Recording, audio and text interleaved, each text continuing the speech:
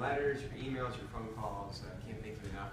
This lecture is dedicated to him. So posterior. So for those of you who hasn't attended the previous lectures, we started everything with core stability, neutral spine, midline stabilization, because we can't talk about the hip and the posterior chain of the hip without talking about the core and the ability to keep the spine quiet. If you can't keep your spine quiet with explosive power exercises that we're going to cover today, it's irrelevant. Some of the key things I talked about with the core is, if you have good core stabilization, you can keep your core quiet. That translates to mobility in your hips, mobilities in your shoulder girdle. A good solid core, a quiet core with movement, flows motion into your hips. It will improve mobility in your hips and your shoulder girdle. So that's the first thing we should look at when we see clients who lack mobility. If they have tight hamstrings, look to the core first, because if they don't have a quiet core, they can't do a good plank, a good bird dog. If you see asymmetries or they can't control their buckets, they have this flimsy bucket when doing, their basic core work and their twist. Look there first and stabilize them before you even waste your time stretching the hamstrings. The problem is they can't stabilize the core. So we're going to talk about all the deadlift stuff today. But again, if you can't stabilize the core, don't even waste your time with that. Everything, that's why we spent the whole first 4 months of this series on core stabilization.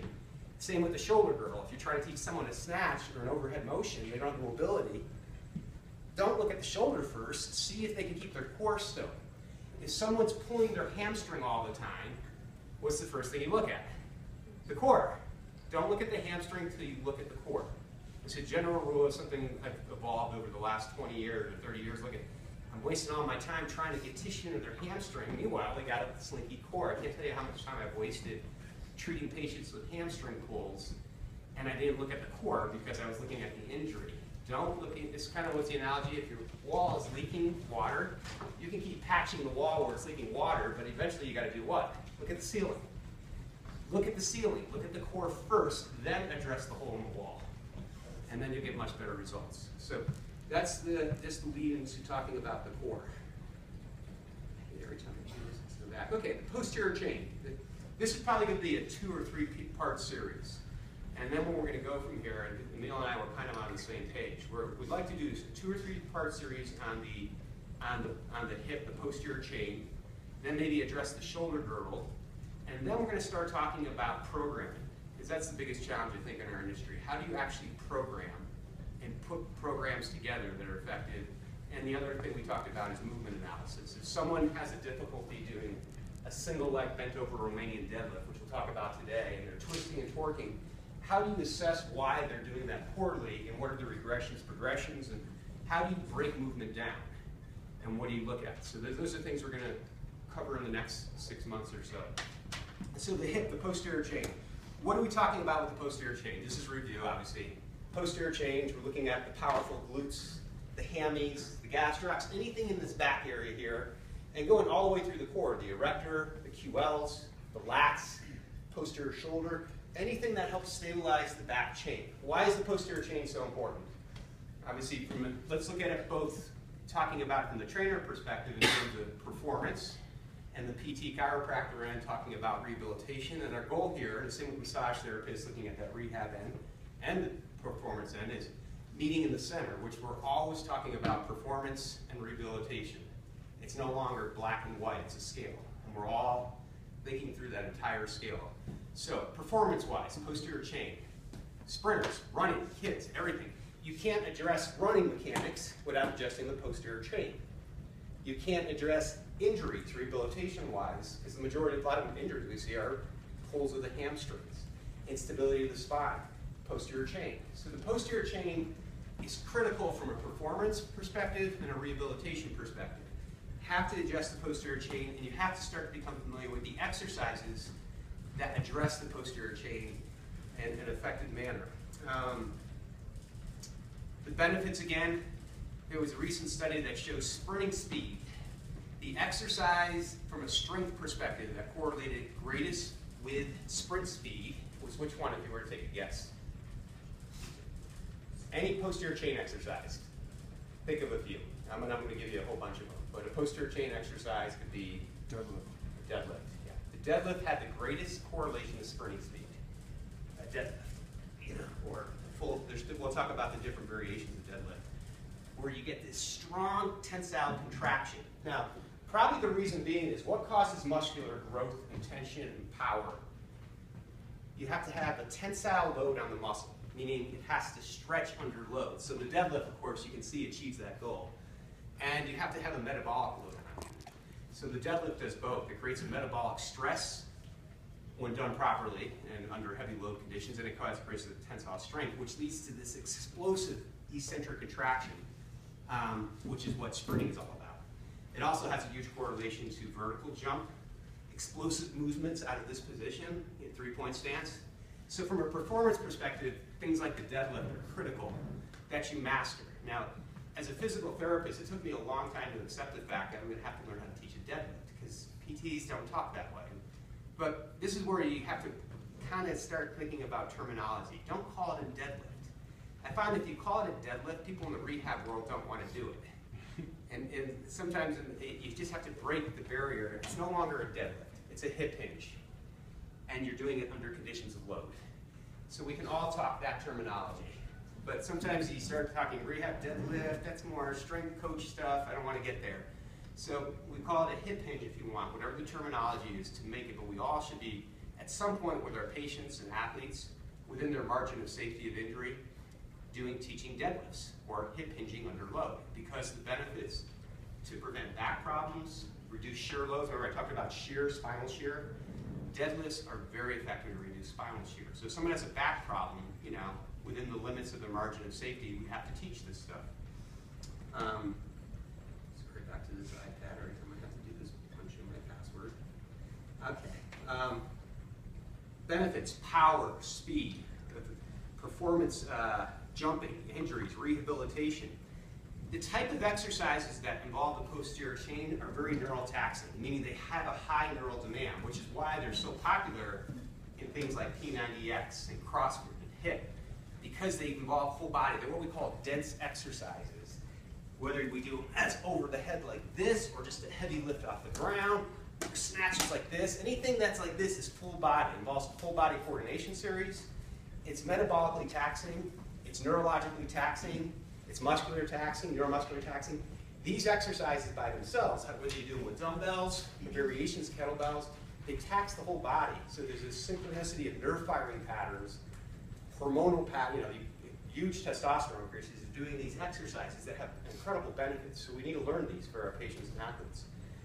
They can be referred to as dense exercises because they're very compound joint related, or I like the term monster exercises. So think of a series of monster exercises and we'll cover those. What do these entail? Well, let's real quick. Torque. When I talk about torque, when I say what exercises produces the highest torque, torque is rotational force. And we typically associate torque with things like the rip trainer, right? Well, visualize if I had a rip trainer here. Rotational force here. You can grab me a rip, that'd be great. There's a rip in there. Oh. Okay, you get the point now. So don't think about rotation just in the horizontal plane. Is there torque when I work in the sagittal plane? Is this torque? Do you see the arc of motion? It's important you guys see this. See it? The arc is where? See the arc? So when we talk about torque created on the hips and the hip extensors, look for it. There's the torque. Because everything we're going to do today is going to have torque. And the moment of force where the torque is greatest is going to be different with different exercises. It's the most important concept we learned today. The torque is going to be greatest with the deadlift. Where? Here or here? Which point in the range? Horizontal. Horizontal. But if I do a different exercise like this is where rehab comes in, where you learn about the different torques. Where's the torque greatest? When I'm flexed or when I'm extended? Extension. So it's a completely different torque angle depending on the exercise I choose. So some torque exercise, like hip extension, posterior chain exercises, are best in the shortened position when the full extension. Other are greatest at 90 degrees.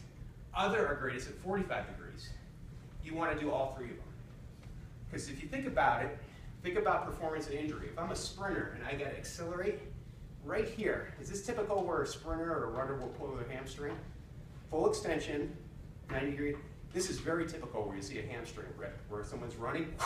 See, Just visualize my pan, it's gonna rip. So I'm pulling a hamstring at a torque angle at 90 degrees. If you think in the performance rehab, what exercise is gonna address that at some point? A deadlift? How about a good morning?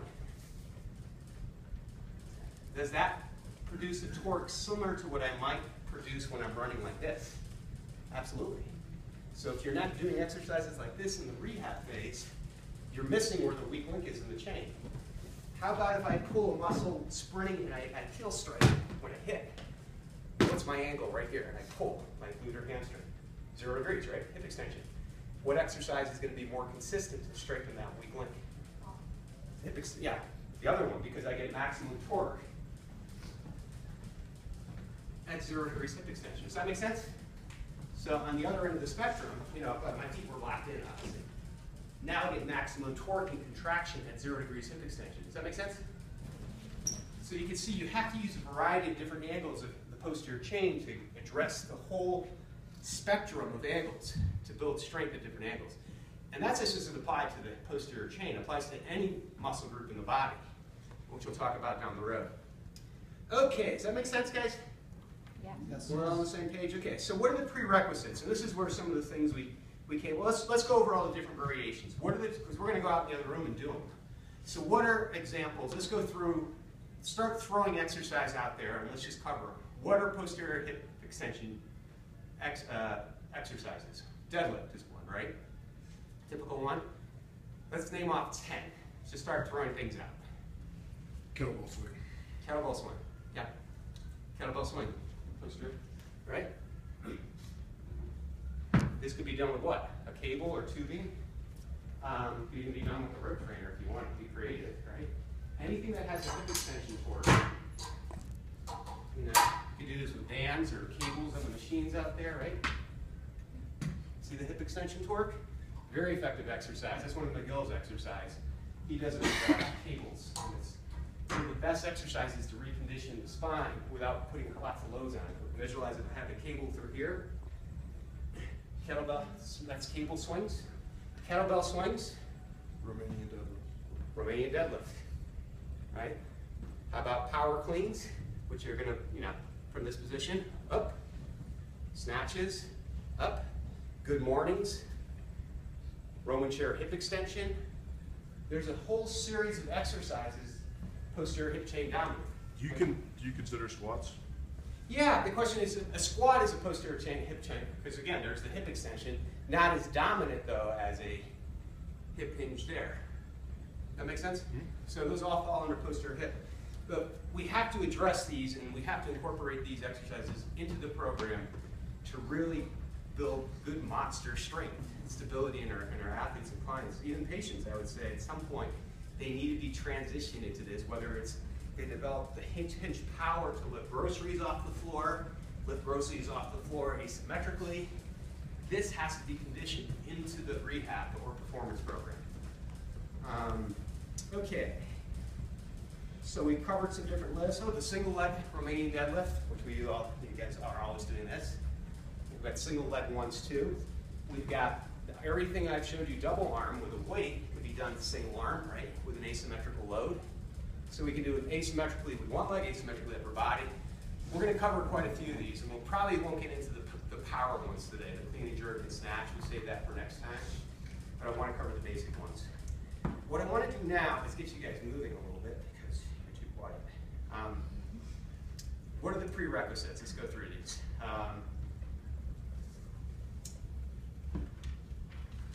Everyone come out of the standing. Okay, so let's think about what are the prerequisites we would do if we're going to do any type of posterior chain exercise. Core activation, right? We've got to get the core activated. So you pick your 3 or 4 key exercises to activate the core. So let's just drop down to the push-up position. Get you guys moving a little bit here. Okay, I don't care how simple you want to make it. Before you do posterior chain exercises, we got to get the core firing. Lift one leg up. Brace the abs. Hold 3 seconds. Switch over to the other side. Just get that core firing. Switch over to the other side, okay? wider leg stance now. Take your left arm, bring it to your right shoulder. Don't let the spine twist. Start to develop, you got to strengthen the core, get the core stabilized in all planes of motion. Back and forth a few of these. These are basic prerequisites. Anytime you do posterior chaining, we're going to fire up the core. 5 or 6 reps, okay?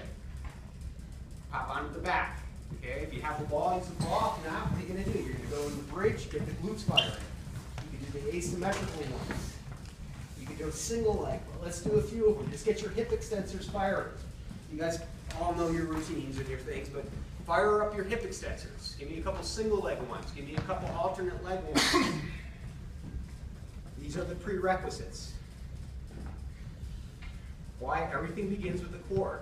Everything flows upstream, downstream from the core. Got to get it firing, okay? Opposite arm, the bird dog would be a great one, right? I'm not going to have you do this with his knees on the floor. How about side planks? Just do it from the elbow position. You can play with different ones.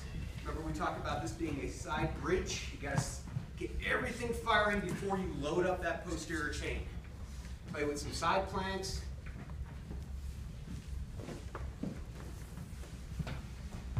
With both sides. And we're going to play with a little bit. So the first thing before you do posterior chain exercise, under load. I'm not talking about just patterning it. Under load, you've got to get that core highly fired with high recruitment patterns. Otherwise, you can get hurt. Mobility. What are the key areas we're looking for in mobility? Hips. You got to have the hips firing. Okay. Posterior capsule is critical because if you start going into this position here and your posterior capsule is tight, you're going to default into a rounded spine. Posterior capsule stretch. I don't care how you do it. Figure 4 this way or this way. You do it like this. You know, get your posterior capsule loose. So try a few when you feel it in the posterior capsule. These are the bread and butter stuff you've got to do. Is there a roller in here? Yeah, get there. That's okay. Get that posterior capsule loose. Bill, how long should you hold this? These stretches? Yeah. You know, I mean, you can get extensibility, 10-second holds and repeat 4 or 5 times. Yeah. So, got to get posterior capsule loose, okay? Look at the one Emil's doing. That's one of my key ones I always do before I go into any type of posterior. It's very popular with the Olympic lifters. Looks like this. Get that leg out. Start shifting your hip left to right. Get that posterior capsule loose. Then you can play with some rotation. Drive the elbow down. Then you kind of take it into the yoga component here. These are bread and butter movements. Remember, if you can't get into the right position, you can't be effective in creating power. So you've got to have extensibility in the hip capsule. That's it. Feel that capsule. Drive that knee out. Okay. So think prerequisites before you do the exercise. Core stability, hip mobility, particularly the posterior capsule. Thoracic mobility. Okay, we don't have rollers, but that's a prerequisite because if your thoracic spine doesn't go into extension, I'm just going to use one of these. Actually, let's grab a few of those. Everyone grab a bar. Let's go into thoracic extension. Pick different segments of your thoracic spine. Free up your thoracic spine for me.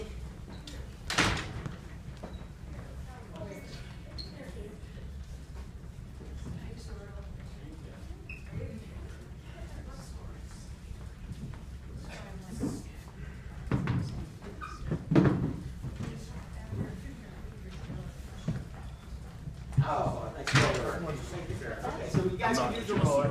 This actually works pretty effectively, though. I kind of like this bar.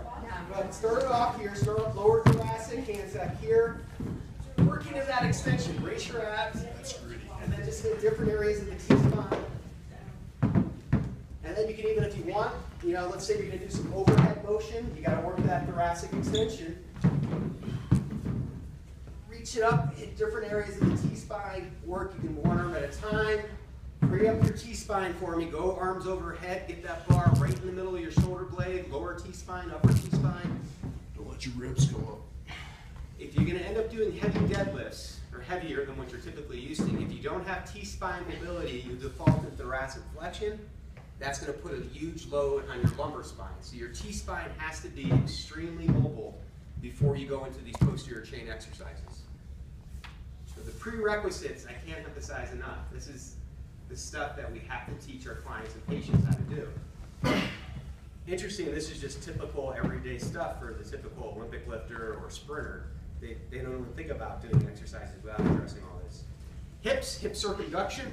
You guys don't have to do this because you don't have a soft roller, but free up the hips. Get the hips moving. And standing, let's do them in standing. Hip circumduction. Get the hips loose.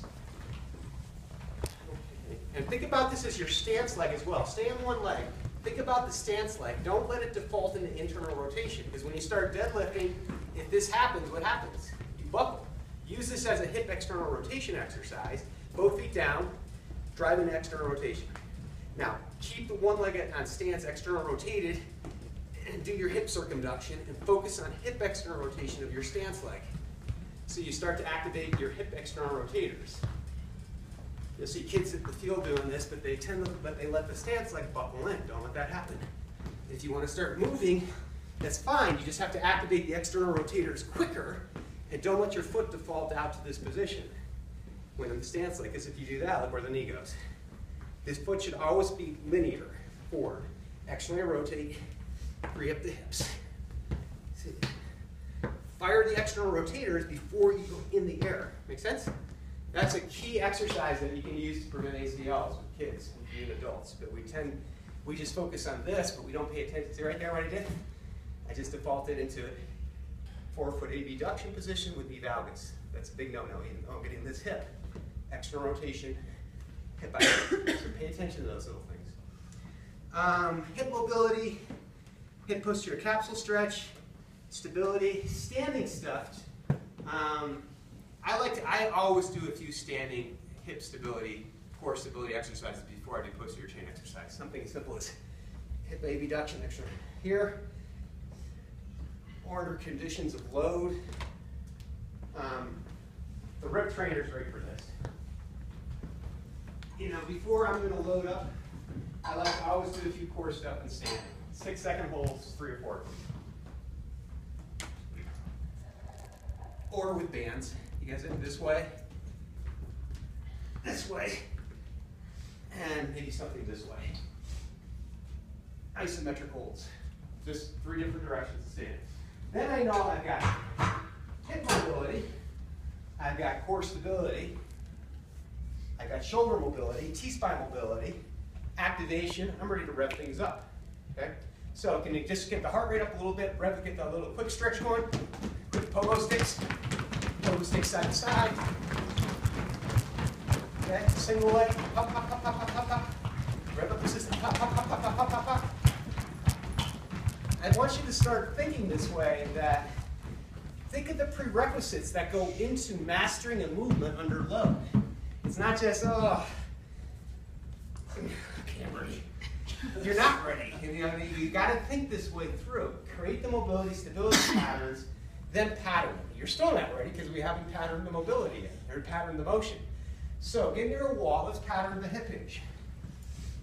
Okay, so McGill does it with a short stop position. Okay, so he gets 6 inches from the wall. This is his pattern. Bracing, stiffening, short stop. This is the beginning of learning the hip hinge. See it from the side view? See what is my butt doing? Moving backwards. Look at my spine. Now, the one thing I add to this that he doesn't is the head position. Typical lifters do this. I don't like that because I think it creates a loose link in the neck. I like this. So I like this space never to change. See it? And there's a reason for that. If you look up, you loose change. Or give me an example here. Manual muscle test you. Head straight. Brace, bend your knee slightly, externally rotate, push hard on the hand. Go up. Push, push, push, push, push, push. Okay. Let your knees fall on the valgus. Look up to the ceiling. Push up on the hand. Go. I'm pushing lighter for you. See how it buckles? This, I think it's an effect on the TM joint. The TMJ joint, which is probably the most critical joint in the body. When the TMJ falls into this position, it neurologically shuts down the whole system. So think about doing a heavy squat or a deadlift. You're down here with 200 pounds with the heaviest load, spine, and you're about to shut your system down by doing this with your head. See the difference? I don't mind a little extension, but this should not be the case. You see squatters doing this. You're just neurologically shutting down the system. It's this. So hip hinge, focus on all your systems. What's the other rule? External rotation. Kick in your external rotators. So, because the external rotators will help lock your back. So externally rotate, grip the floor with your feet, externally rotate the shoulders, then hip hinge and reach forward with your hands. Now you're going into a little deeper squat. If you don't want to go as much into the squat, stop the angle at 20 degrees and just hip hinge back and emphasize more from the hip. Can you talk about where you are feeling your weight in your feet at all? The weight will shift back a little bit, but it shouldn't go all the way to your heels. Not all the way. What's typical when you do your power clean motion? Well, if you're truly lifting, midfoot for sure. Yeah. But when I'm teaching hip hinging, I find that if I tell people to get their weight in their heels, peel their toes off the ground, kind of cleans up that motion. They're able to keep a neutral spine on and reach their pelvis back. Yes. So yeah, that in itself is an exercise. So that could be an exercise, is provided we understand that's an exercise to teach the hip hinge, but not the position you want to be in when you're actually in the deadlift position. But as an exercise, he's saying, yeah, you can try to lift the heels up and drive back, and you can actually really, yeah, you get the stretch. Feel that? So really, it becomes an exercise. But ideally, you're always playing around midfoot with the center of gravity, shifting backwards, but it should never be all the way back. So practice your hip hinge, but don't forget to externally rotate. Because external rotation, that was our first lecture, creates stability. As soon as you default into internal rotation, you lose stability, therefore you default to poor power patterns. External rotation is stability. So that's the hip hinge. So you pattern this. Then you can pretend you can move away from the wall. Now everyone's butt should be moving backwards now. Okay, now we can pattern to the floor, and you've already increased hamstring extensibility. Now, if you round the back a little bit, is it a major disaster here? No, because there's no load on the spine. So you get away with a little bit more under not loaded conditions. So let's just practice our hip hinge pattern, driving the butt back. Externally rotating, feet shoulder width apart. Don't go too wide yet. We're not using sumo deadlifts. We're using shoulder width apart. Pattern this motion. See it? Brace the abs, shoulders externally rotated, and pattern that. Okay? Now we're going to just take it into get a little bit more hip mobility. You might go a little wider apart. Start it high, knees slightly bent, hip hinge, 20-degree angle. The motion's in the hips. Okay, now from here, sink into the squat pattern. Feet are facing forward, drive the knees out. Kind of shift around there. Posterior hip capsule extensibility you're trying to create here. Some of you have it better than others. Watch Emil. He can really get down there because he practices this part of his lift techniques. Okay, take it up.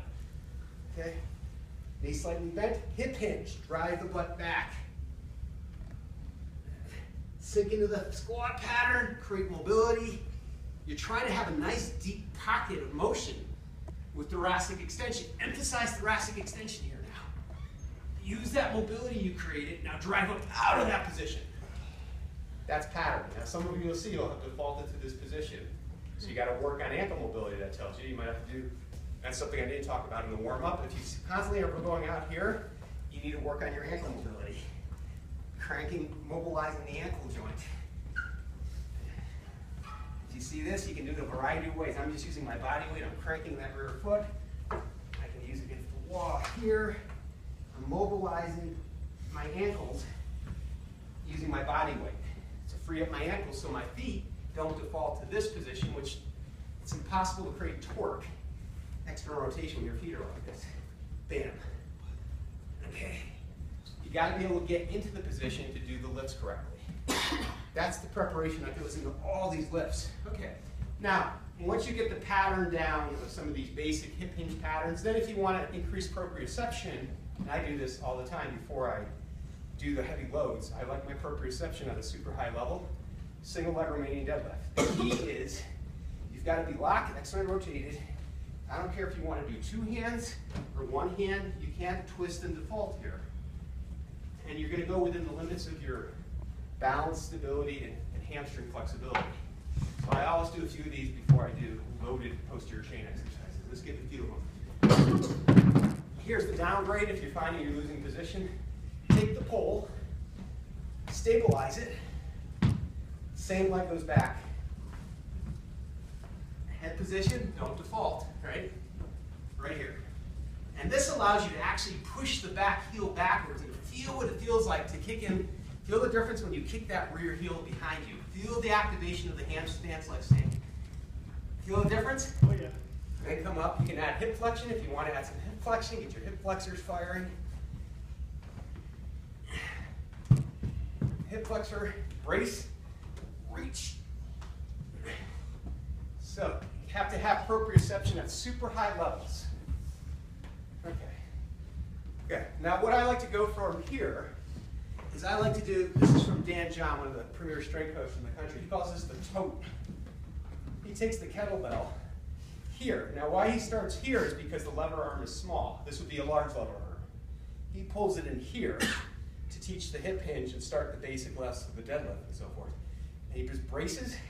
This is it. So you start here. Now what would be a progression?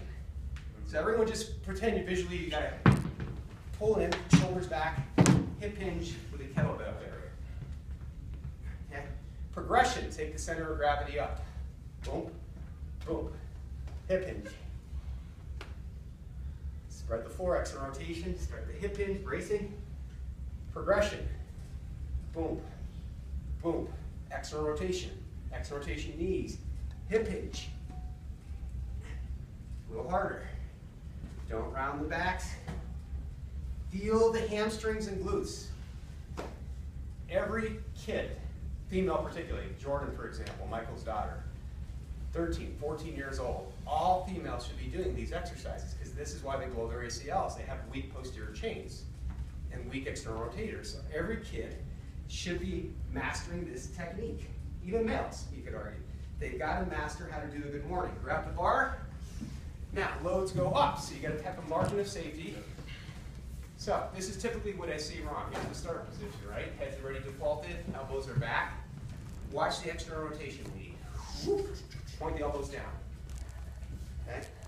External rotation. See how instantly I set my position before I move. Knees slightly bent, drive the knees out, brace the abs. Now, I've got a locked core. Now, teach the good morning. Feel the load and the tension this little bar can create if you do it correctly. Don't default into this position with the head. Keep the chin tucked, external rotation. Feel it? Correct. Okay. Every one of these exercises can be progressed to, single leg, right? 1, 2, 3, bar. 4, but some people will not do asymmetrical loads well, so you have to know when to regress. Okay.